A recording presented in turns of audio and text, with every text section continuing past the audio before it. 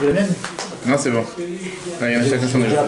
Bonsoir à tous, chers amis. Nous sommes aujourd'hui la paracha P. Bravo, merci à tous. Paracha P Koudé. La fois Shlema, à la fille de la personne avec qui on fait la fois Shlema. Alors, la fois Shlema de Shalom Ben Nessim. Shalom Ben Lessé. Ben Nessim. Tu m'as dit c'est une fille? Non, Shalom Ben Nessim. Shalom Ben Nessim, d'accord. Et Cindy, Bat Roland, Tepora. Bat Roland, Tepora, ainsi que tout celui qui a besoin à la fois Shlema, qu'on n'entende que des bonnes nouvelles. Le peuple juif, partout où il se trouve. Ce soir, nous allons aborder un sujet très passionnant, très riche. Pourquoi se répéter? On dit qu'en règle générale, quand on aime quelque chose, on ne compte pas. Ou on compte sans arrêt. On va voir cette soir.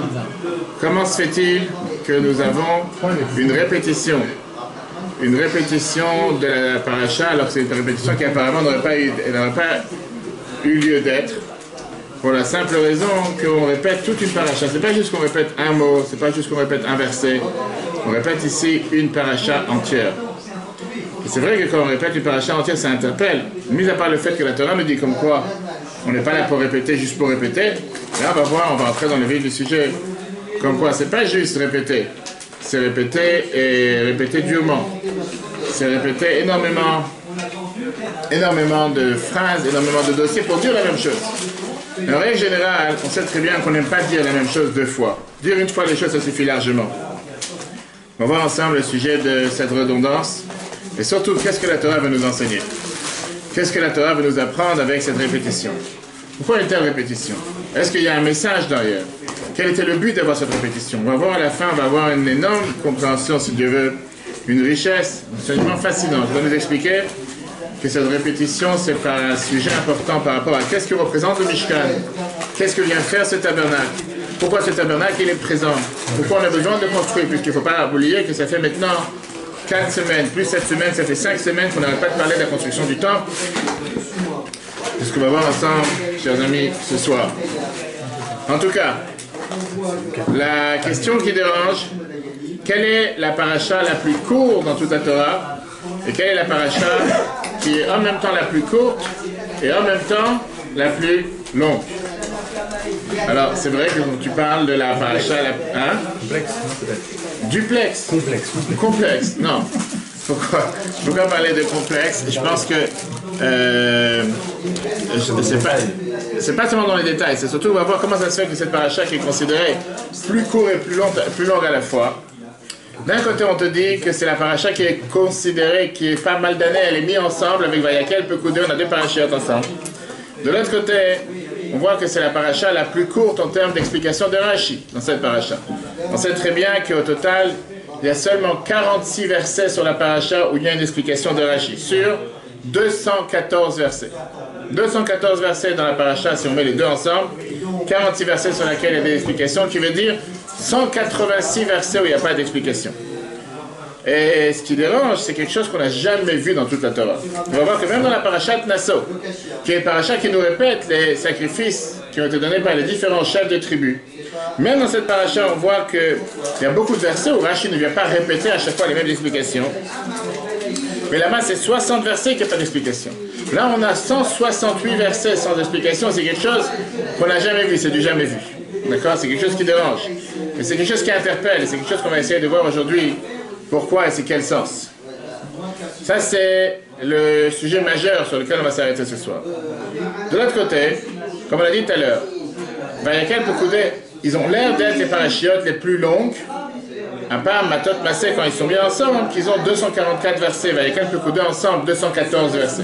Plus ou moins très long. C'est vrai que quand on fait Chita tous les jours, on a l'habitude d'apprendre le Chumash tous les jours, comme on a l'habitude en ce moment. La Bible nous a demandé de le faire et c'est important. C'est vrai que ça peut te paraître des fois facile, puisqu'il n'y a pas de Rashi, il n'y a pas de commentaire, tu traces, il n'y a pas de... Mais ce qui dérange, c'est qu'est-ce qui se passe ici? C'est pas juste qu'il y a une explication, il y a un Rashi, il y a quelque chose qui dérange. Et c'est sur quoi on va s'arrêter ce soir. Pourquoi la Torah doit répéter tellement? Est-ce qu'il y a un but de répéter? À quoi ça sert de répéter? Pourquoi elle répète? Et on va comprendre, comme j'ai dit tout à l'heure, le sens profond. Pourquoi la Torah est venue nous donner encore une fois une répétition? Et on va voir que ce n'est pas la seule fois qu'il y a eu une répétition dans la Torah. On va voir comment dans deux autres cas, il y a eu aussi une répétition. Et les autres cas dans lesquels il y a eu une répétition, ça va nous apprendre pourquoi il y a une répétition ici. En comprenant qu'est-ce qui s'est passé dans les autres endroits, et en fonction des autres endroits, on verra comment ça s'est passé dans cet endroit. Tu vois si ça marche? Ça doit marcher. Oui, ça marche. Regarde. Ok. Ok. Et donc, la question... La question... La question, c'est comme ça. La question que la Torah vient nous parler aujourd'hui, c'est très simple. D'abord, on parle de Vayakel Pekudei. Ça vient ensuite avec la paracha Troumat et Tzaveh. Les parachutes précédents, Dieu il a demandé à Moshe au Mont Sinaï comment faire le temple. Et une fois que Dieu il a demandé au Mont Sinaï comment faire le temple, à ce moment-là, on a réussi à faire le temple, on a réussi à le mettre en application. C'est ce qu'on voit dans la configuration du Mishkan cette semaine, Vayakel Pekudei, dans laquelle on n'arrête pas de nous dire comment le Mishkan il a été mis en application. Comment concrètement, tous ces ordres que Dieu il a donnés à Moshe, comment faire, quoi faire, finalement ça a été mis en application. Ce qui dérange, c'est que la Torah ne te dit pas qu'on a été mis en application en termes général. Dieu il a donné tous les détails, comment faire, quoi faire, elle te dit une phrase, tout ce que Dieu il a demandé, ça a été mis en application. Non, la Torah elle rentre dans les détails des détails en te disant chaque phrase, pourquoi et comment ça a été mis en application. Et c'est comme ça, c'est ça qui fait qu'on a ici 214 versets dans ce parachiotes, alors que tu aurais pu te suffire avec un seul verset en te disant ce que Dieu il a demandé de faire, ça a été fait. Je veux dire, Jonathan, qu'il y a une place ici. Tu veux dire, il y a une place ici. Tu es beaucoup plus proche ici. Ben alors viens. On peut mettre pause. Regardons Rachi, c'est difficile. Regardons Rachi, de mon côté avec plaisir. Regardons Rachi. Tu vas voir qu'on va gérer. Regardons Rachi. Rachi te dit dans le chiffre 2, j'ai déjà expliqué le don pour le tabernacle et sa fabrication à l'endroit de leur commandement. Rachi vient et te dit, j'ai pas besoin de répéter. Rachi il est clair et te dit, j'ai déjà fait, j'ai déjà expliqué les choses. Pas besoin de répéter encore une fois. C'est que Rachi lui-même, il est en train de te dire que pourquoi je ne répète pas les choses cette semaine, pourquoi j'ai pas envie de répéter encore une fois, parce que ça a déjà été dit dans le passé. Et puisque je les ai déjà dit dans Troumat et Tzaveh, pas besoin de le répéter encore une fois. Et c'est pour ça qu'on a dit tout à l'heure qu'on a ici 168 versets dans lesquels on n'a pas d'explication de Rachi. Très bien. Mais c'est par radinerie de mots. Et c'est ce qu'on va tout de suite voir. Quel est ton problème ici? Qu'est-ce qui te dérange? Une des deux. Si c'est en trop, si on n'en a pas besoin, pourquoi la Torah vient le dire? Si c'est pas en trop, pourquoi alors Rachid ne vient pas nous expliquer? Et ça c'est la question qui dérange. Regardons notre cher Don Yitzhak Ababanel, commentateur, ministre des Finances en Espagne, chiffre 3. Regardez la 5e question parmi les nombreuses questions qu'il pose sur cette paracha. Il vient étudier la chose suivante, la répétition et le caractère inutile qui apparaît dans le rappel de la fabrication du tabernacle. Car tu le trouveras mentionné dans la Torah 5 fois, 5 parachiotes. Une fois en général, une fois en détail, la fabrication du tabernacle et ses ustensiles. Et la chose est très difficile à comprendre dans les paroles de Moshe de cette paracha. Car il dit à Israël, qu'est-ce qu'il nous dit? Tout sage du cœur qui en vous viendra et fera tout ce que Dieu a commandé, le tabernacle, sa tente, etc. Il me rappelle là-bas toutes les choses que Dieu a ordonné de faire. Et ensuite, on a mentionné l'action en détail, chaque chose à part. Il aurait suffi que le texte dise, Moshe a dit à toute l'assemblée des enfants d'Israël tout le travail que Dieu a ordonné de faire, et ainsi tous les sages du cœur ont fait selon ce qu'il a ordonné à Moshe. Ainsi ils ont fait. Tu peux me donner une phrase, un verset qui vient et qui va nous expliquer les choses de manière la plus générale, qu'est-ce que tu dois rentrer dans tous les détails, avec des dizaines et plus de 200 versets. Quelle est donc la nécessité de détailler les choses pas à pas? Comme on vient de voir, ce n'est pas une question qui nous dérange à nous seulement, c'est une question qui dérange tous les commentateurs du Chumash, dont celui-là. Comme il te dit que la Torah, elle te parle ici, elle te répète pas seulement 2 reprises, mais 5 reprises.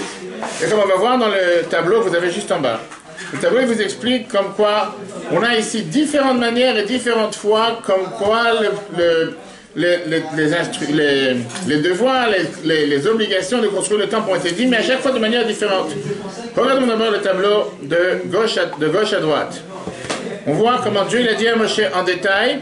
Ça a été dit dans Troumat et Tzaveh, chapitre 25-30. Dieu il dit à Moshe quoi faire, comment faire dans tous les détails. Après, on voit que Dieu il dit à Moshe pour transmettre à Betzalel. Ça, c'était en général, dans la semaine dernière, dans Kitissa, il y a 2 semaines, pardon, chapitre 31, versets 1 à 11. Puis, on voit comment Moshe il dit à Israël de manière générale dans Vayakel, cette semaine, chapitre 35, verset 3, verset 20. Et après, on voit la réalisation par Israël dans les détails. Vayakel Pekudei, chapitre 36 à 39.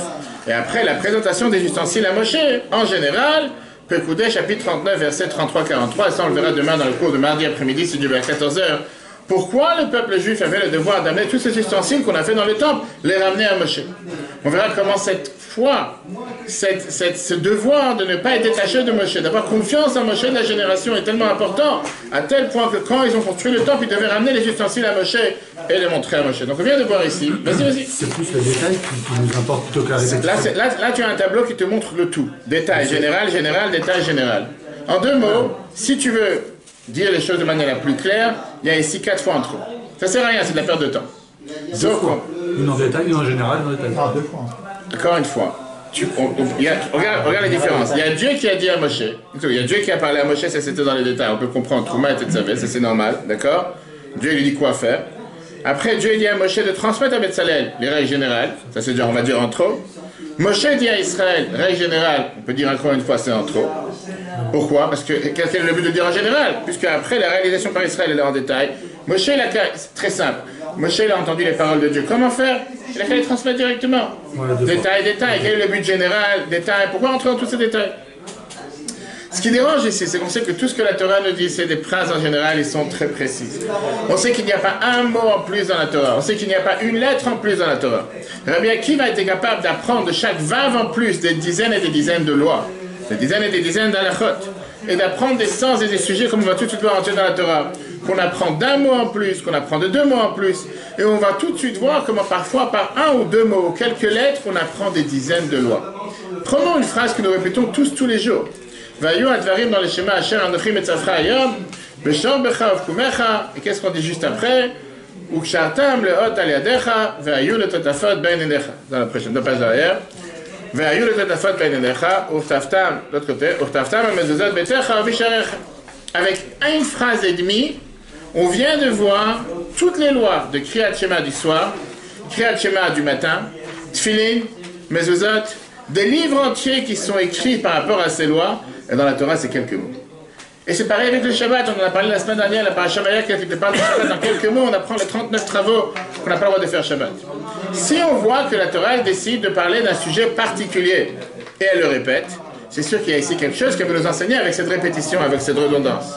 On a vu que dans la paracha de la semaine, il y a 2 semaines, Rashi, on te parle des devoirs de monter au temple pour les fêtes, alliés à la règle, pendant les 3 fêtes, Pessah, Shavuot et Sukkot. Et Rashi lui-même vient t'expliquer pourquoi la Torah elle a répété. Regardons les chiffres 5. Il y a un téléphone qui est au bout. Il y a des feuilles au bout, merci. Le chiffre 5, merci.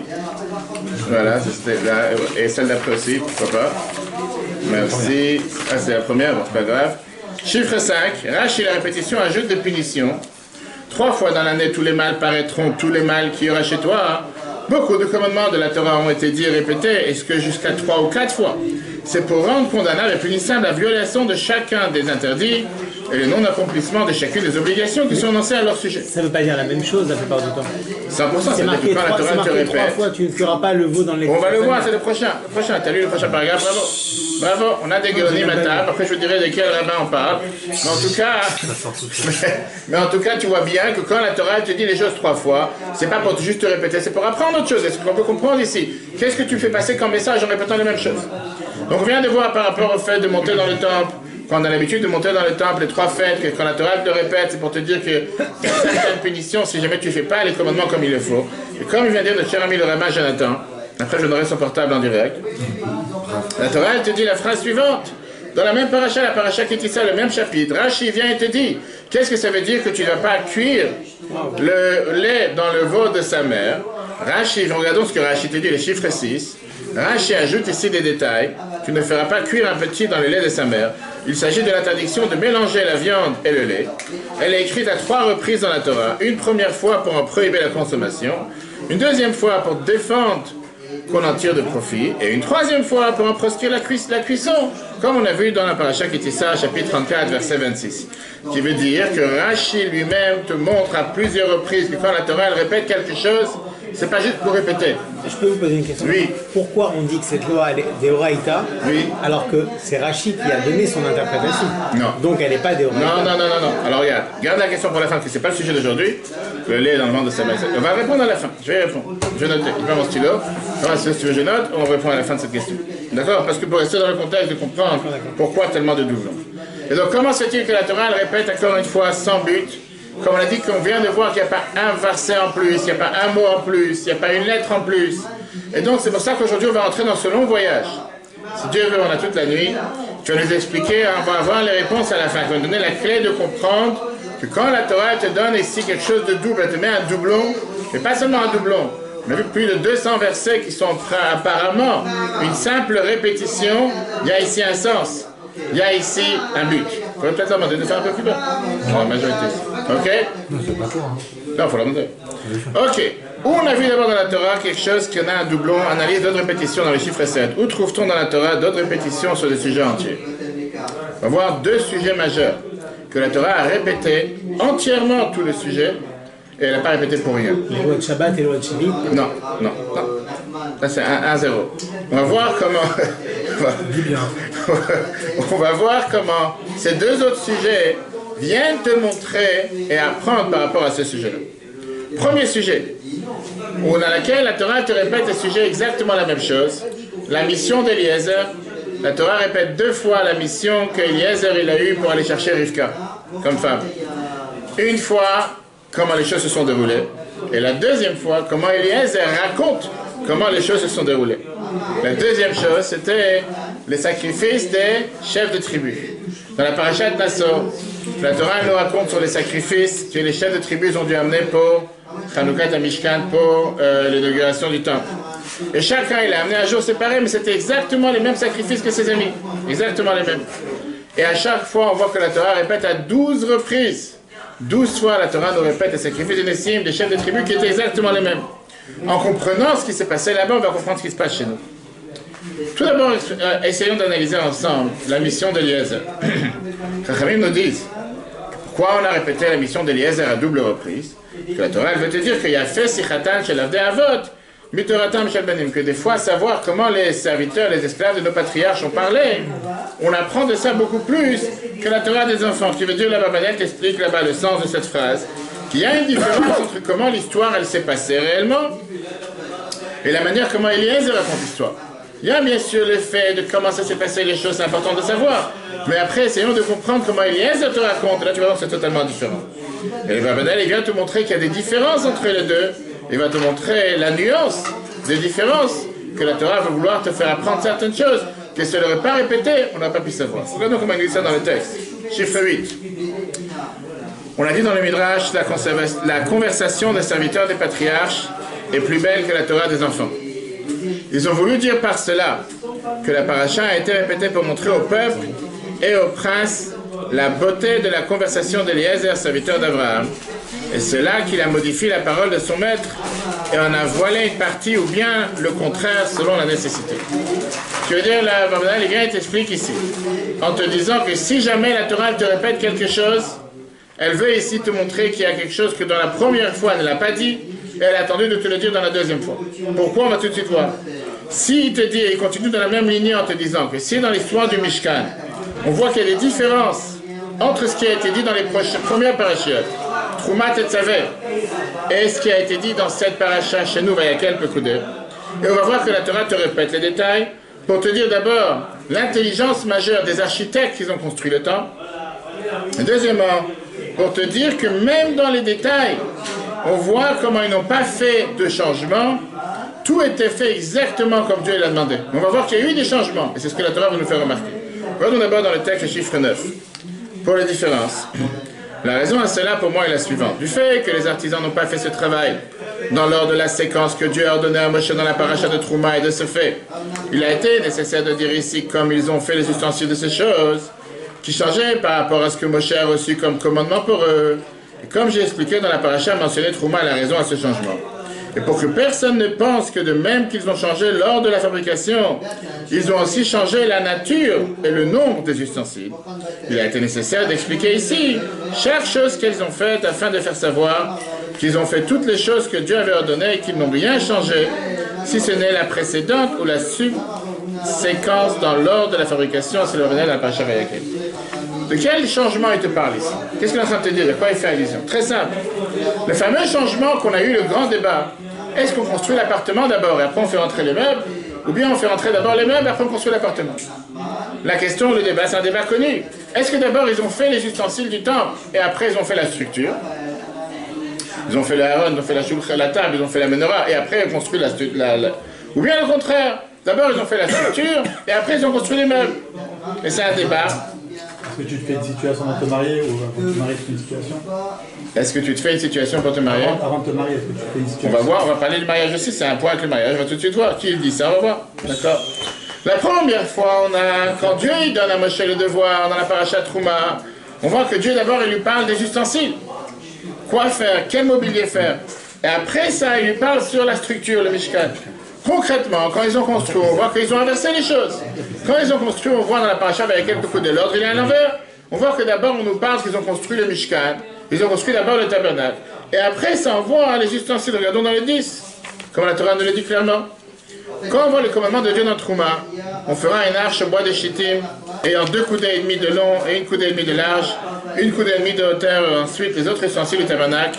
Puis tu feras le tabernacle, savoir 10 tapis qui seront faits de lin retors, de fil d'azur, de pourpre, d'écarlate, et artisans d'amassés des chérubins. Ça, c'est comment Dieu il a donné l'ordre à Moshe quoi faire. En 2 mots, d'abord les ustensiles, d'abord les mobiliers, après la structure. Regardons qu'est-ce qui s'est passé dans la paracha Vayakel. Fabrication par les artisans dans Vayakel. Les plus habiles parmi les ouvriers composèrent les 10 tapis d'enceinte en lin retors, étoffe d'azur, de pourpre, d'écarlate, artistement d'amassés des chérubins. Betzalel exécuta l'arche en bois de chittim. Elles avaient 2 coudées et demi de long, 1 coudée et demi de large, 1 coudée et demi de haut. Donc quand la Torah te dit qu'ils ont fait, c'est le sens inverse. Moshe il te dit d'abord de faire l'immobilier et après la structure. Et dans Vayakel on te voit comment il lui dit d'abord de faire la structure et après les ustensiles. Il a fait d'abord la structure et après les... Alors la question qui dérange, vient Rashi, et Rashi tout de suite ça reste. Je sais pas non plus. Faut juste leur dire. Rashi vient et il s'arrête sur cette dérange. Rashi vient et il s'arrête sur ce qui dérange. Pourquoi tout d'un coup la Torah ne fait pas attention? Regardons comment Rashi te dit ça dans le chiffre 11. Et Betzalel, fils d'Uri, fit tout ce que Hachem ordonna à Moshe. Il n'est pas écrit ici ce que Moshe lui ordonna.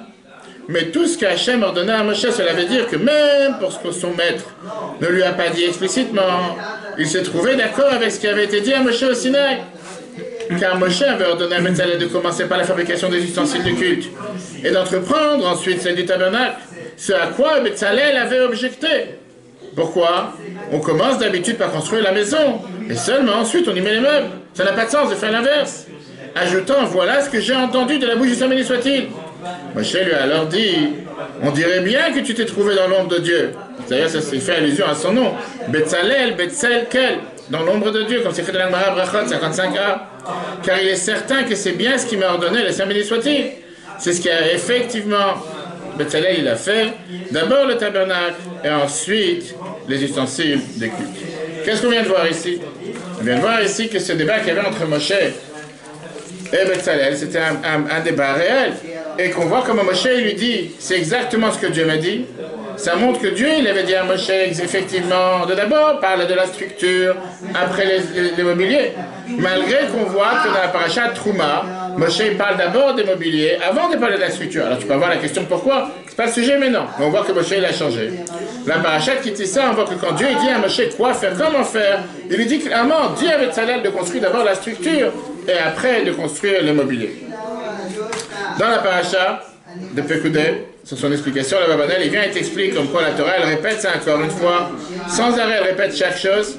Et là, il t'explique comment on voit que les architectes, ils ont mis dans le moindre détail, ils ont fait dans le moindre, à la lettre, comment Moshe leur a ordonné, tout ça a été mis en application, alors qu'ils auraient pu très bien changer. Prenons un exemple de quelqu'un qui vient de construire une maison, qui vient de déménager. Pas dire son nom. Il y a des gens que quand en général ils déménagent, ils ont fait le plan, ils ont donné à l'architecte, ils ont donné à qui que ce soit, la décoratrice intérieure, ils ont dit comment me faire le plan de comment j'ai envie de voir la cuisine, etc. En règle générale, 90%, on va dire pour être gentil, des cas, c'est jamais à la lettre de ce que tu as prévu. Jamais. Parce que toujours par rapport à ce que tu as prévu initialement et ce qu'il y a dans la réalité, tu auras toujours la décoratrice, l'architecte, le peintre, qui que ce soit, qui en plein milieu a lui-même décidé, je voulais donner une touche plus belle, je voulais faire quelque chose de mieux, j'ai décidé de rajouter une prise ici, de rajouter une lampe ici. Quand tu dis, mais pourquoi tu t'es pas fait à la lettre de ce que je t'avais décrit? D'abord, tu sais même pas quoi décrire à la lettre au départ. La majorité des gens, ils ne savent même pas quoi dire tous les détails depuis le départ. Tu te dis les grandes lignes. Et après, tu vois comment la personne, elle a voulu embellir les choses. Pas forcément qu'elle a fait du mal. Et ça se peut que tu vas être très content. Et tu vois, j'ai vu que c'est commencé à faire un peu sombre. J'ai rajouté ici une touche de blanc. Ici, j'ai rajouté une touche de gris. Ici, j'ai rajouté un carrelage qui ne devait pas être. Ici, j'ai rajouté une porte. Ici, j'ai fait la porte un peu plus... Peu importe. Ici, j'ai rajouté 2 cm. Et tout ça, c'est des choses que quand tu vas à la finale, tu dis, mais je t'ai rien demandé. Je t'ai pas demandé de le faire. Pourquoi tu t'es permis de faire une chose pareille tout seul? Même si, encore une fois, c'est pas forcément que tu n'es pas content avec ce qu'il a fait. Ça se peut que tu es très content de ce que la personne a pris son initiative de faire les choses de lui-même. Mais au final, est-ce qu'il s'est fié au cahier des charges? Non. Est-ce qu'il s'est fié à ce qu'on avait fixé au départ? Non plus. L'ordre donné par Hachem, donc c'est pas la même histoire. Enfin, encore une fois, justement, le contraire. Tu fais ici une maison qui est faite paraître pour Dieu, comment tu passes à le but du Mishkan. Tu veux faire quelque chose de magnifique qui est fait pour Dieu, si tu veux faire quelque chose de tellement beau, tu vas essayer de t'imaginer qu'est-ce que je peux faire pour la rendre encore plus belle. Au final, Dieu n'est pas rentré dans les petits détails. Je ne vais pas dire rentrer. Prenons un exemple. Dieu a demandé de construire l'arche sainte. Cet arche que Dieu a construit, c'était le Aaron, 3 boîtes. D'accord? Or, bois et or, on a parlé plusieurs fois, les tailles, les dimensions, je ne regarde pas dans les tailles. L'or même, il y a plusieurs couleurs. Aujourd'hui, tu vas chez un peintre et tu demandes de me peindre quelque chose en or. Il y a des dizaines de couleurs or. Il y a de l'or qui ressemble plus au jaune, de l'or qui ressemble plus à l'orange, plusieurs des couleurs d'or. D'accord? Il n'a pas parlé si c'est mat ou brillant. Tu commences à rentrer dans les centaines de détails. Dans les détails, ok. Donc je dis encore une fois, si tu commences à rentrer dans, oui Dieu l'a demandé, bien sûr, la taille c'est la taille, le reste c'est le reste, mais on peut faire des choses de manière qui vont être, d'après ma vision des choses, 1000 fois plus belles, 1000 fois mieux que qu'est-ce que j'aurais pu penser au départ. Viens la Babanel et te dit, dans le 12, quelle était la spécialité, quelle était la qualité de ces artisans, la sagesse des artisans. Il apparaît de la forme de ces versets que les artisans étaient sages de cœur, ont fait leur travail dans leur tente, ils n'ont rien montré à Moshe de ce qu'ils avaient fait. C'est comme si le grand secret. On prépare les choses entre nous et après je te montre ce qu'on a fait. Mais ils savaient très bien à quoi s'attendre, Moshe. Personne. Oui, mais c'est lui qui leur a demandé. Tout à fait. Mais est-ce que tu ne penses pas un instant, est-ce qu'il n'avait pas le droit d'avoir un doute, peut-être qu'ils vont changer, améliorer, embellir? Il n'est pas forcément au courant. Faire une visite de chantier. Et même une fois qu'ils avaient le cahier des charges, Oui. même si ça a été répété 3 fois, qui nous dit ou qui dit que ça convient? Continue. Et Moshe aussi n'est pas allé voir ce qu'ils faisaient dans leur tente, jusqu'à ce que la soit terminée. La réalité, elle est que quand tu confies quelque chose à quelqu'un, à part les gens qui n'ont confiance en personne, tu l'as confié de faire quelque chose, tu lui fais confiance. Tu as donné les codes, tu as donné par exemple les tailles, construis-moi un meuble, construis-moi quelque chose. Tu ne vas pas aller à l'usine tous les jours pour savoir ce qu'il fait. Tu vas voir à la fin. À la fin, tu peux mesurer pour savoir si c'était fait comme il t'a demandé. De ce fait, le verset a mentionné ici tous les ustensiles qu'ils ont amenés devant lui, un par un, dans l'heure de leur dépôt, afin qu'apparaisse la sagesse de ce travail, dans lequel ils n'ont pas fait d'erreur, ce qui se montre la grandeur de leur sagesse et leur zèle pour le service de Dieu, comme il dit la Bible dans ce paracha. On va voir tout de suite. Vous allez aller lire, on va tout de suite voir. On va tout de suite voir comme quoi c'est pas simple. Encore une fois, aujourd'hui on parle de ce qu'on connaît tout dans le Chumash, dans les commentaires. Si on se remet dans le contexte de l'époque, tu n'as pas ici un peuple d'artisans. Tu n'as pas ici un peuple de fabricants. Tu n'as pas ici un peuple de gens, des gens qui étaient dans le métier de fabriquer des meubles à longueur de journée depuis 200 ans, des parents, grands-parents. Tu as un peuple d'esclaves qui n'ont absolument rien fait de tout ça. Une seconde. On va tout de suite voir que la majorité des éléments sont sortis par miracle. C'est pas un incident. C'est incroyable. Matériellement parlant, qu'un peuple qui n'avait aucune notion de quoi faire, comment forger, comment travailler avec du métal, avec de l'or, avec de l'argent, avec du bois, être capable minutieusement de faire ce qu'ils ont fait. La presse, tu vois aujourd'hui que la majorité des bâtiments qu'on construit ne correspond en rien à l'architecture qu'il y avait il y a 100 ans, 200 ans. Je ne sais pas construire vite, plat, direct. Qui va aujourd'hui mettre des heures à te faire une fleur sur une comment on appelle ça, sur une fraise, sur une moulure ou quoi que ce soit. Je parle pas de toi, on parle des gens normaux. Il y a toujours des exceptions, hein. Je pas entendu. C'est typique du peuple juif, ça. Qu'est-ce que c'est typique du peuple juif? De rien, on arrive à faire des choses. Facile à dire. Mais là, tu prends, comme il a dit tout à l'heure. Alors, si c'est comme ça, tu renforces la question. Ça veut dire qu'en venant de rien, on est capable de faire à la lettre sans dépasser d'un millimètre, sans dépasser d'un détail, ce qui nous a été ordonné il y a à peine quelques semaines alors qu'on vient de rien. C'est ça que la Barbanel t'explique. C'est ça que la Torah va te montrer, cette sagesse énorme de ces architectes, de ces ouvriers, de ces artisans qui ont mis la main à la pâte pour construire ce temple. Il y a quelque chose qui est hors norme. Et c'est ça qu'on doit apprécier. Si je te dis un verset dans lequel on te dit, oui, ils ont fait ce qu'ils ont besoin, c'est facile à dire. Pas ils ont fait ce que Dieu leur a demandé. Ils sont mis dans n'importe quel... Alors ils te montrent. Regarde le Aaron, ça a été fait deux amot. Là, ça a été fait une amah. Là, ça a été fait 10 amot. Chaque détail, dans le moindre détail, a été fait exactement comme Dieu l'a demandé. Et quand tu apprécies chaque chose, tu commences à devenir complètement, pas seulement époustouflé de cette beauté qui était le Mishkan, mais tu dis, c'est vraiment merveilleux de voir. Pas seulement qu'ils ont suivi à la lettre, mais qu'ils ont fait exactement dans le moindre détail tous les éléments comme ils ont été ordonnés. Et c'est pour ça que la Torah le répète. Il manque là, les feuilles au bout, t'en as au bout. Ok, et donc, merci. Maintenant, regardons dans le chiffre 13. Et là, on va voir encore une différence. Dans le chiffre 13, on va voir encore une différence. Regardons la différence qu'il y a, puisqu'on a vu maintenant les comparaisons qu'il y a entre les deux parachiotes. On va voir qu'il y a encore des différences. C'est peut-être pas des différences qui sont par rapport au détail de comment le temple a été construit, mais on va voir que c'est des différences par rapport à la généralité du contexte, la manière comment ça a été décrit dans Trouma et comment ça a été écrit dans Vayakel. Dans la parachute Trouma, la Torah te dit comparaison, les différences entre les parachiotes. Trouma, on te dit invite les enfants d'Israël à me préparer une offrande de la part de quiconque qui sera porté par son cœur, vous recevrez mon offrande. Ça c'est la règle générale parachute Trouma. Regarde Vayakel. Moshe parlait en ces termes à toute la communauté d'Israël. Quelle différence déjà on a ici? Première différence, c'est quoi? Toute la communauté. Ça veut dire que dans Trouma, il te parle de qui? Des enfants. Des hommes. Trouma, c'est qu'aux hommes. Les enfants d'Israël. Ok, en hébreu, c'est Kol Ish. Pourquoi? Une seconde. Non, c'est Kol. Tu voulais le français, bon, ça, je sais pas en hébreu. Bonsoir. Il faut qu'elle sorte. Avec plaisir. Donc, elle sort par ici. Oui, il n'y a pas de souci, avec plaisir. Avec plaisir. On va prendre une petite pizza. D'accord. Donc ça, c'est d'un côté. D'un côté, tu as, regarde dans Vayakel. Et qu'est-ce que tu as dans Vayakel? Tu as ici, Moshe parla au terme à toutes les communautés d'Israël, prélevez sur vos biens une offrande pour l'Éternel, que tout homme de bonne volonté la porte, ce tribut pour la chèvre, de l'or, de l'argent et du cuivre. Quand on va analyser ces deux versets, on va analyser Trouma et Tetzaveh, on va voir ici une énorme différence.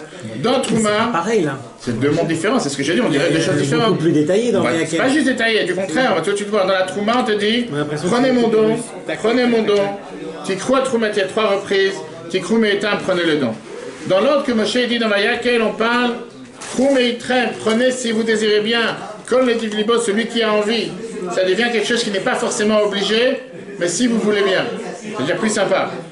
Dans l'ordre que Dieu dit dans la paracha Trouma, on te parle des hommes. D'abord, Abne Israël, Veikru, Me'et Kolish. De prendre de chaque homme.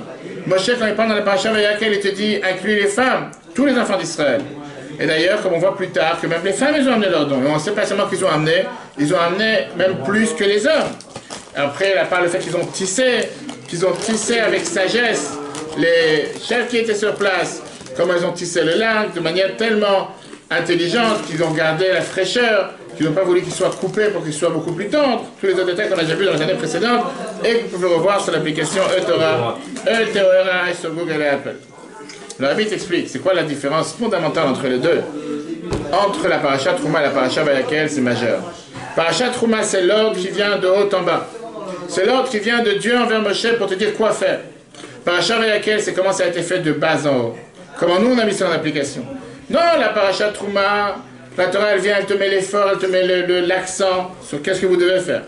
Si on peut dire forcer, je vous demande de le faire. C'est ce qui se passe dans la paracha Trouma.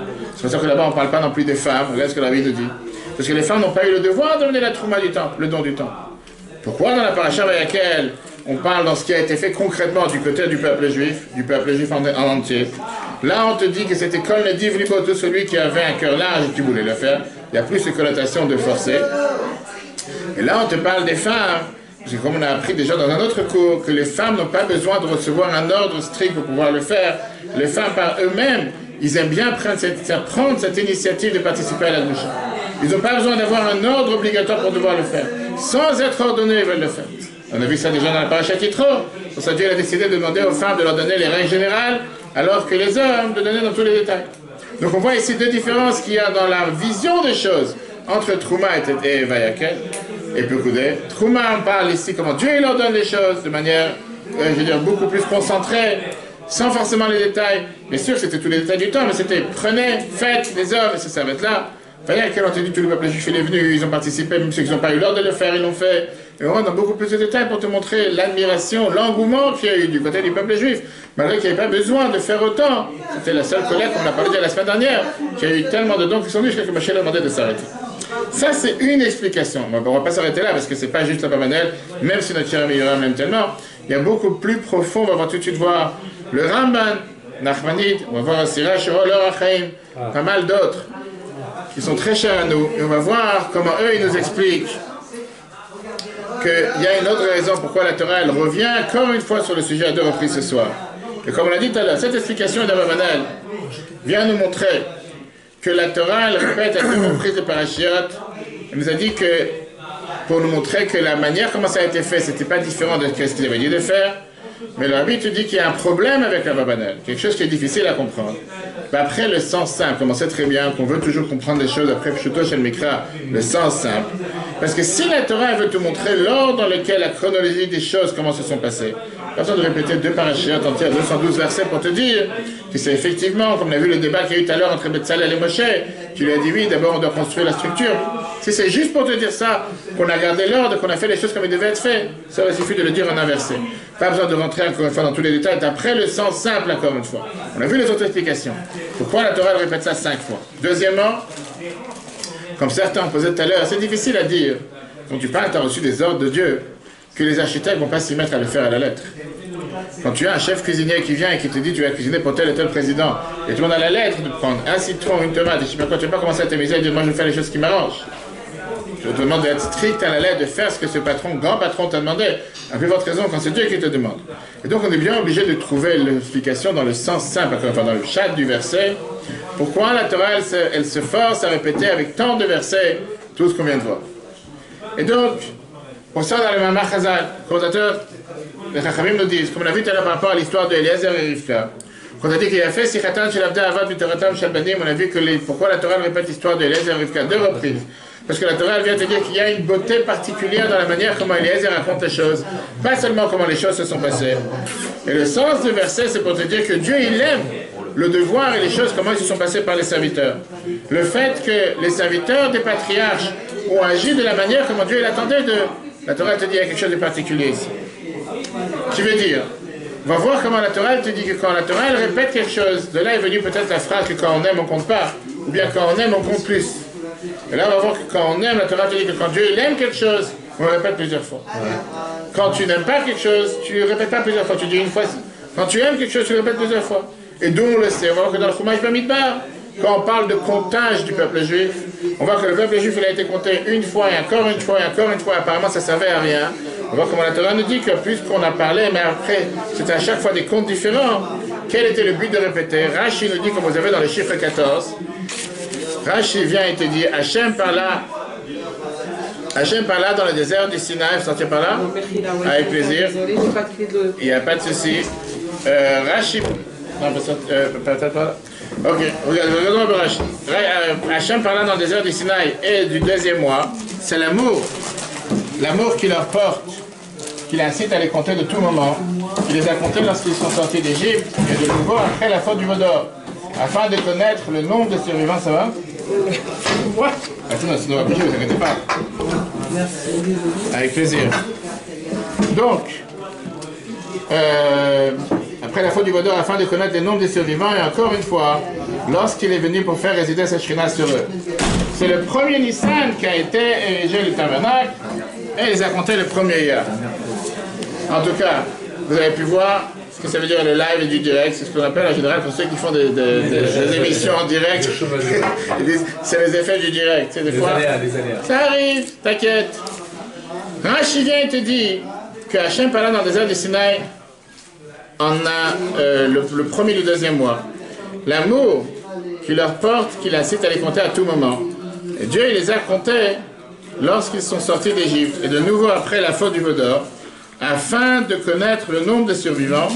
Et encore une fois, lorsqu'il est venu pour faire résider la Shekhinah sur eux, c'est là le premier Nissan qui a été érigé le tabernacle et il les a comptés le premier Iyar. Ce qui veut dire, la Torah te répète qu'à plusieurs reprises, on voit comment Dieu est contre le peuple juif. Et on voit ici l'idée que la Torah te dit que quand on aime quelque chose, et on aime tellement, on n'arrête pas de compter. Maintenant, on va comprendre. D'ailleurs, ce n'est pas une phrase qu'on réfléchit, qu'on pense de soi-même. Ramban, Nachmani, de l'Or HaChaim nous disent exactement la même chose. Regardez le 15. Ramban te dit, du fait de l'affection pour le tabernacle, selon ce principe par amour et affection pour dire que Dieu désire ce travail, les a mentionnés dans sa Torah de nombreuses fois pour augmenter la récompense de ceux qui y travaillent. Comme ce qui a été dit dans le Midrash, la conversation des serviteurs des patriarches est plus belle devant Dieu que la Torah des enfants. Car le passage d'Éliézer, serviteur d'Abraham, comporte 2 à 3 passages. Eh bien, le Ramban était dit que pourquoi la Torah ici dans la paracha, elle te répète à 5 reprises, pas seulement 2-3 paragraphes, mais on a 5 parachiotes qui nous répètent l'histoire du temple.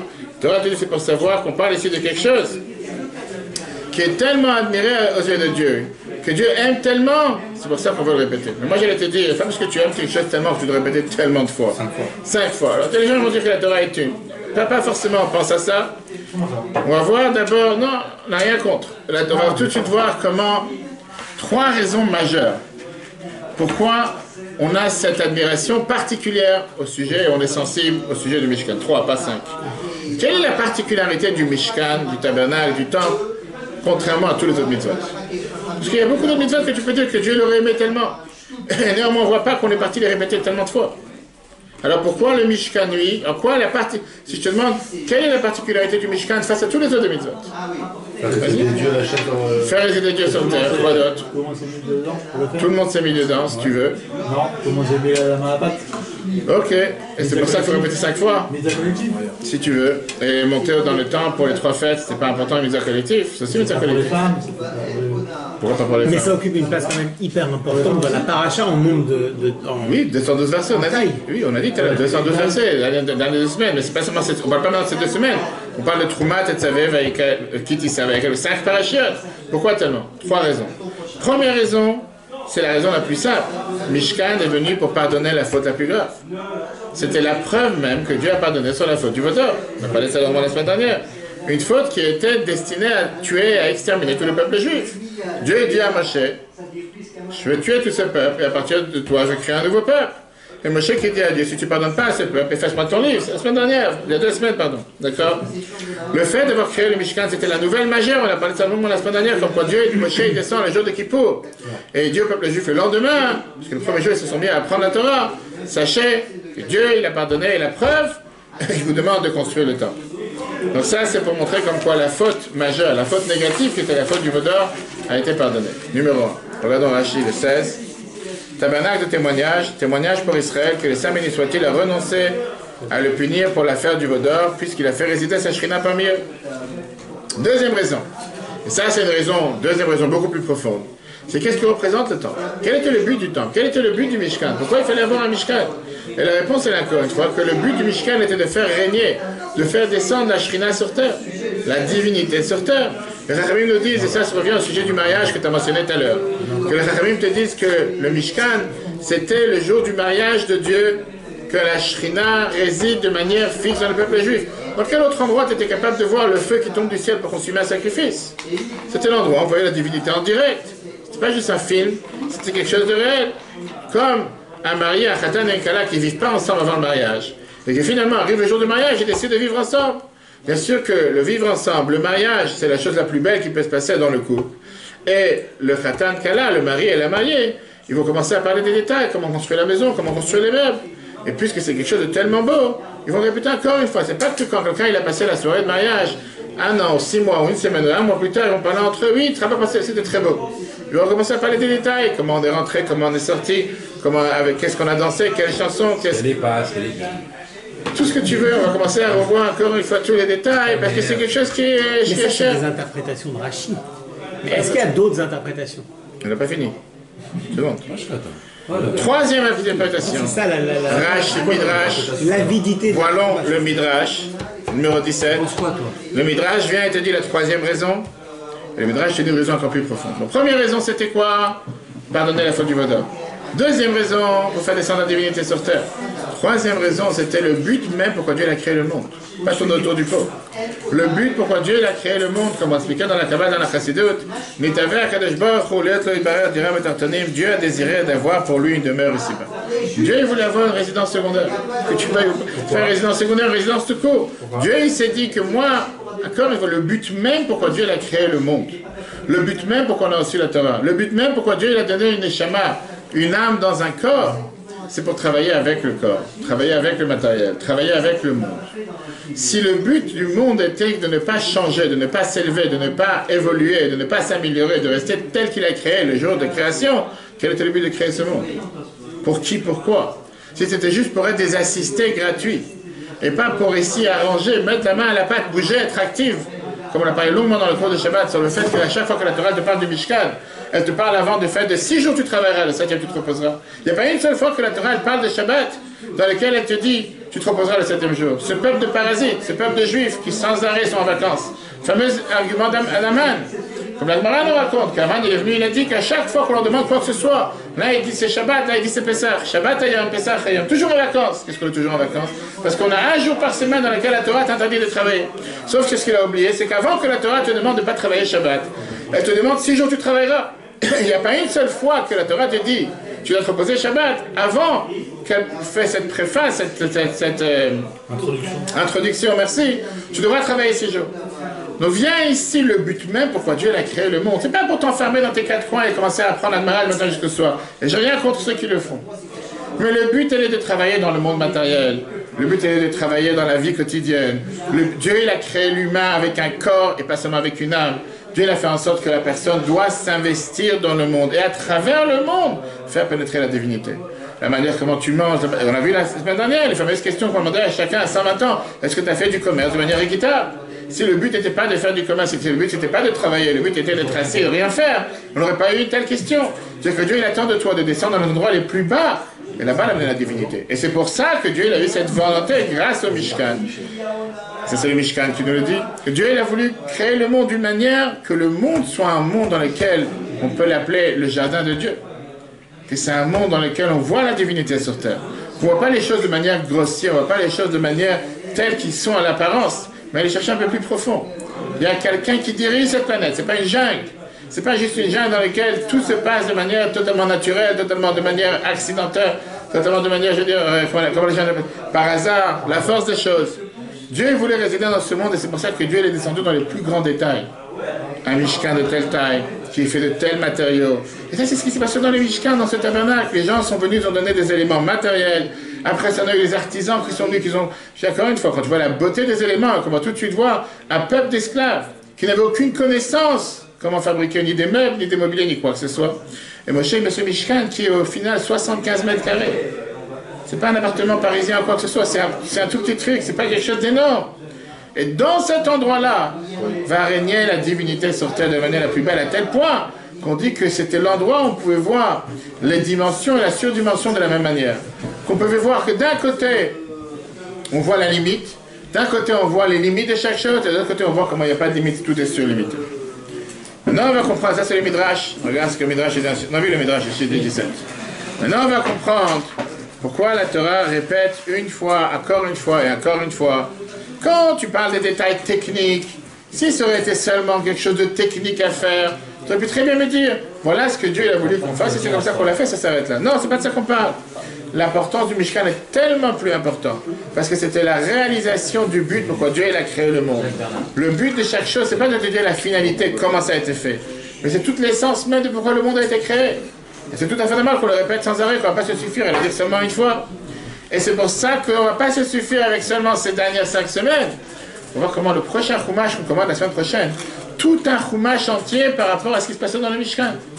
Et c'est la raison d'être, la raison même pourquoi Dieu a créé le monde. Ça, c'était la deuxième réponse. Troisième réponse, on va voir ici quelque chose d'encore plus profond. Parce que la réponse qu'on a donnée jusqu'à présent vient, on a appris, ou de l'histoire d'Eliezer et Rivka, pourquoi la Torah elle répète, parce que la beauté de l'histoire, on a vu les différences qu'il y a, parce que Dieu il aime, et quand on aime quelque chose, on répète plusieurs fois. On va voir qu'il y a une autre fois, quand la Torah répète encore une fois la même histoire à 2 reprises. Et pas à 2 reprises, à 12 reprises.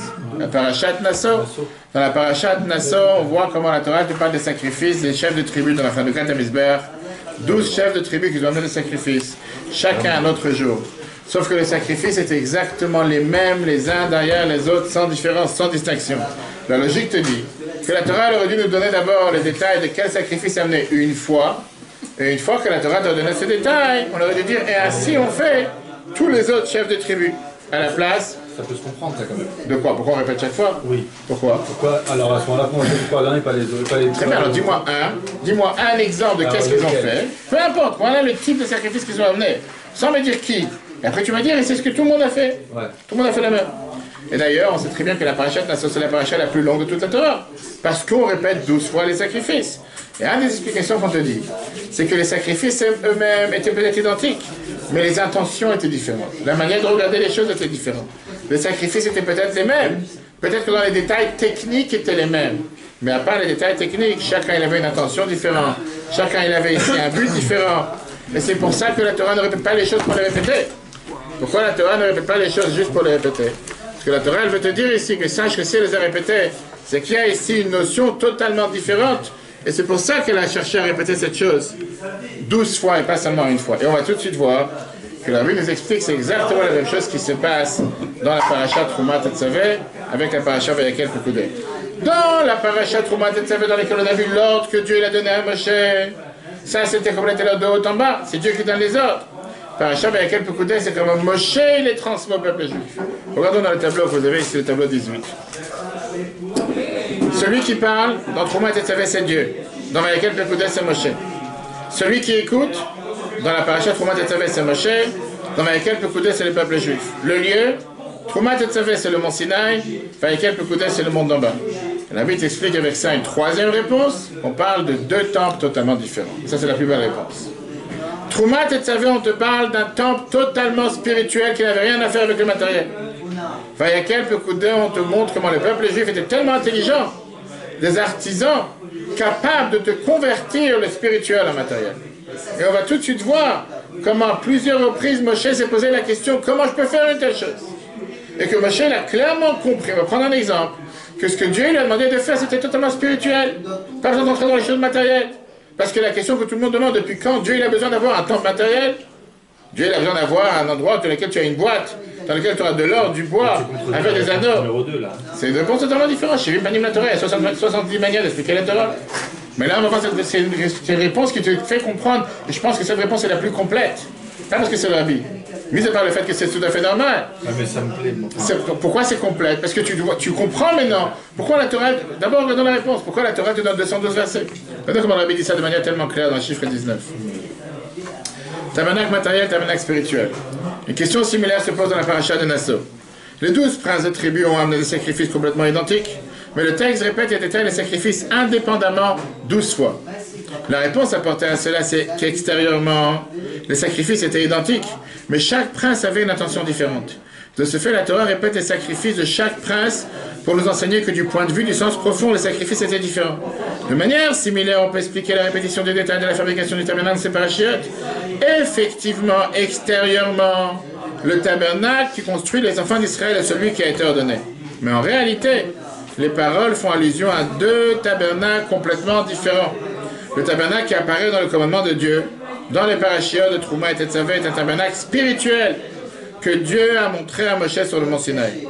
Alors que le tabernacle qu'ils ont construit concrètement dans les parachiotes de Vayakel et Pekudei, c'est un tabernacle matériel, fait de matériaux concrets. Or, l'essentiel de la finalité du tabernacle est précisément un tabernacle matériel, où réside la présidence divine, car avec lui s'est réalisée la finalité de la création de faire pour Dieu une demeure ici-bas. Expliquons les choses de manière la plus simple. Chaque détail dans le Mishkan, c'est pas juste un détail technique. On commence à devenir des artisans, on va commencer à travailler chez Ikea ou Alinea ou autre part. Mais il y a ici un sens profond d'ailleurs. Il y a ici une pensée profonde. Il y a un sens spirituel qui n'est pas forcément détaillé dans le texte, qu'on va tout de suite voir. Quand Dieu il parle avec Moshe, comment construire le temple, il lui parle ici de la notion spirituelle de la chose. Pure et simple spirituelle. On va prendre tout de suite un exemple. Comment le Mikdash va de telle taille, le niveau de doucha qui est à l'intérieur, le niveau de sainteté qui est dans les saints des saints, dans le saint. Chaque élément doit être d'une certaine forme, de certains objets, mais le sens spirituel qui est derrière la chose. Ça, c'est le temple spirituel que Dieu donne à Moshe. Quand Moshe parle au peuple juif, il commence à dire, chers amis, On sait très bien qui nous sommes. Nous ne sommes pas des anges spirituels. Nous sommes des personnes matérielles. Venons, on se met à faire les choses de manière matérielle et après on va faire cette jonction, on va faire ici cette connexion, on va faire ici cette fusion, on va faire ici cette... Comment on appelle cette... Connexion. Pas seulement connexion. Communion. Mariage. Pas ce mariage. On va faire ici cette... Alliance. synchronisation entre le matériel et le spirituel.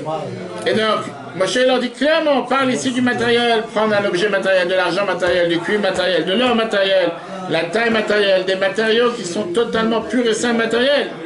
Parce que jusqu'à présent, Moshe s'est posé la question, wow, Dieu m'a donné un ordre de faire un temple, d'où je vais avoir des choses pareilles? D'où je vais pondre des choses pareilles dans le désert? Comment je vais faire de telles formes, avec de telles tentures, avec de tels mobiliers? Comment je vais réussir à lever de telles poutres, qui étaient tellement grandes, avec un tel poids, et chacune des centaines de kilos, etc. On peut rentrer dans tous les détails. Ces questions, c'est des questions qui ne s'est pas posées avant. Quand Trouma savait pourquoi. Parce que là-bas, c'était la manière spirituelle des choses. Et donc, il n'y avait aucun problème. Comment je peux recevoir les choses de manière spirituelle? Quand je commence à descendre dans la pratique, quand je commence à descendre dans le concret, comment faire les choses de manière matérielle, là, je commence à avoir des questions. Vous allez voir comment c'est tellement riche et beau. On va voir un exemple, parce qu'on peut passer la nuit dessus. Un exemple avec la menorah.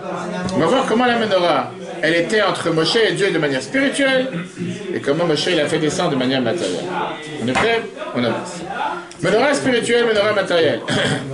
La menorah qui est le candélabre, c'est très bien que le candélabre spirituel vient refléter le peuple juif. C'est très bien qu'on te dit Ner Hashem Nishmat Adam, une bougie de Dieu, c'est le Neshama de l'homme. Le prophète nous dit clairement Vener Haïti Venem Menorah Zahav, j'ai vu une menorah en or. Quand Dieu dit à Moshe de faire une menorah, de faire un candélabre, de l'allumer, c'était clairement allumer le Neshama du peuple juif. Va enflammer, va allumer les armes du peuple juif. Et là, si on peut dire, pour se mettre dans l'imaginaire, le dialogue qui s'est passé entre Dieu et Moshe. Moshe lui demande combien de sortes il y a dans le peuple juif, combien de catégories. Dieu lui dit il y a 7 branches, 7 différentes sortes qui existent dans le peuple juif. On a parlé de ça il y a 2 semaines, si vous vous rappelez, 3 semaines en Trouma, comme les 7 attributs, des 7 attributs avec lesquels Dieu a créé le monde. Moshe lui demande, alors si c'est comme ça veut dire que chacun est totalement séparé, chacun a une identité totalement différente. Dieu lui dit non, un bloc. Un bloc devait être fait la menorah, pas des morceaux qui sont collés, qui veut dire ils sont tous des juifs, ils viennent tous de la même racine, tous du même Dieu, tous la même Torah, sauf qu'il y a différentes manières de servir Dieu. On a parlé de ça plusieurs fois. Ça, c'est la manière. C'est quoi, les Marocains déjà? On a vu les 7 attributs avec lesquels Dieu a créé le monde. On a vu que ce soit chesed, la bonté, la rigueur, l'harmonie. On a parlé de ça déjà il y a 3 semaines et tu peux revoir sur l'application Torah. Moshe demande, est-ce que la différence entre les branches veut dire que chacun il a un autre but dans la vie? Et Dieu lui dit non. Les branches, les 6 branches devaient tous converger vers la branche principale, qui veut dire qu'on a tous le même but qui est de servir Dieu. Et après Dieu commence à rentrer dans les détails de qu'est-ce que sont les verres, qu'est-ce que sont les gobelets, qu'est-ce que sont les fleurs. Et chaque détail de la menorah représente un autre détail du peuple juif. Ça c'est la menorah spirituelle que Dieu parle à Moshe au Mont Sinaï. Moshe descend de la montagne et il commence à parler au peuple juif de manière matérielle. Et tout d'un coup la menorah prend la conception matérielle et pas la conception spirituelle. Tout d'un coup, il lui dit, tu prends un morceau d'or. On a vu tout à l'heure la semaine dernière, 57 kilos. Et de ça, tu vas faire une menorah dans laquelle va venir 7 branches. Et tu vas faire en sorte que les branches vont tous converger vers la branche centrale, avec différentes fleurs, avec différents détails. Alors Moshe s'est posé la question, comment on peut faire une menorah d'un bloc avec 7 branches? C'est impossible, c'est quelque chose qui ne peut pas se passer. Comment l'or va pouvoir tenir, alors que l'or c'est une matière qui est tellement souple? On a parlé de ça il y a 2 semaines aussi, comment on va pouvoir tenir? On a parlé de ça longuement dans les autres cours. Comment on va avoir d'abord de l'or pur? Comment on va obtenir de l'or pur? Comment on va raffiner cet or? Comment on va prendre ce métal? Et toutes ces questions, Moshe s'est posées. Là, on comprend pourquoi la Torah te répète 2 fois l'histoire du Mishkan. On te parle ici de 2 temples totalement séparés, totalement différents. Le temple spirituel et le temple matériel. Là vient toute la nouveauté. La nouveauté dans cette semaine, c'est que quand tu compares le plan original et la finalité, le plan original qui aurait dû peut-être rester seulement spirituel, et la manière comme Moshe a été capable, à travers ses artisans, de les mettre en application de manière matérielle, c'est totalement en synchronisation. C'est totalement égal au plan original par rapport à la manière comment ça a été. Zéro faute. Zéro faute, zéro erreur. Et c'est la raison pour laquelle Rabbi t'explique que ça, c'était le but principal. Pourquoi Dieu, il a créé, demandé de créer le temple. On voit enfin, il résiderait parmi eux. Il n'a pas été dit en lui, mais en eux, en chacun. La Chassidut t'explique qu'en réalité, Le but pourquoi on apprend ces lois. Pourquoi on répète sans arrêt l'histoire du temple? Parce que la Torah te dit c'est pas juste un temple qui a existé à l'époque, il y a environ 3330 ans. C'est un tabernacle dans lequel la Torah elle veut que chacun de nous le transforme dans la vie de tous les jours. Gérer sa maison, transformer sa maison en un temple pour Dieu. Comme la Torah te dit que Ish ve'isha zachu, si un homme et une femme méritent, Shrina shriya menehem, la divinité règne parmi eux. Et là vient le point principal avec la finalité de cette merveilleuse réponse. Dieu n'attend pas de nous de faire des temples spirituels. Dieu n'attend pas de nous d'être totalement spirituel, d'être déconnecté du monde matériel. Dieu n'attend pas de nous d'être enfermés dans un cocon spirituel et se dire le monde matériel c'est un danger, le matériel c'est un danger, les choses matérielles sont des choses basses et grossières, il faut que je m'en écarte, il faut que je n'ai pas de contact avec. Au contraire, faire entrer la divinité, la spiritualité, les choses les plus élevées en contact avec les choses les plus matérielles, quand dans n'importe quel détail de ta vie, être capable de trouver Dieu, trouver un sens, trouver un but. Pas juste je mange pour je mange, je dors pour je dors, pour dormir, je travaille pour travailler.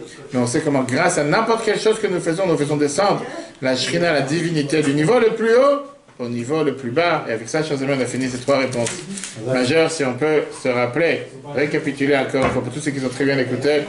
Première réponse qu'on a vue, pourquoi on répète les différentes lois du temps, pourquoi on répète deux parachiotes. Pour te dire qu'en réalité, c'est quoi la première réponse? Non, c'est que Première on dit réponse. pas les mêmes choses. On ne dit pas les mêmes choses. Pourquoi on ne dit pas les mêmes choses? Parce que d'un côté, il y a eu des changements.